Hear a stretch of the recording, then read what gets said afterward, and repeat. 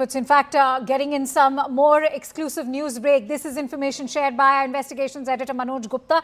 India is reviewing its own set of evacuation plans for Indian citizens stranded in the Gulf and Iran. In fact, the CCS has focused on de-escalation and safety of Indians abroad amid the Iran crisis. The CCS has discussed internal safeguards and outreach to regional stakeholders. Let's quickly take this forward with Aman Sharma, who's joining me live from the newsroom.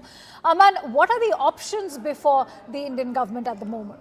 Well, Akanksha, the options are a bit limited and difficult right now because the entire airspace is closed. So how do we go and evacuate our citizens from there? There are nearly 8 million Indians who live in the Middle East. So how do you evacuate such a huge number of Indian population from there is a major concern. The contingency plans, we believe, are being discussed, and it was discussed at the yesterday's Cabinet Committee on Security, also chaired by the Prime Minister. The immediate priority of India is to reach out to all the stakeholders, all these countries, and seek assurances from them that the Indian citizens there will remain safe. That is the main reason why Mr. Modi also called up the UAE president last night and spoke to him about the same, saying that please ensure and assure us about the safety of Indian citizens. He's also the foreign minister had also called up all his counterparts a couple of days back, impressing upon the same thing. Also, India is reaching out to all the regional stakeholders there. That is a decision at the CCS yesterday to press everybody for de-escalation, because India is extremely concerned over the rising,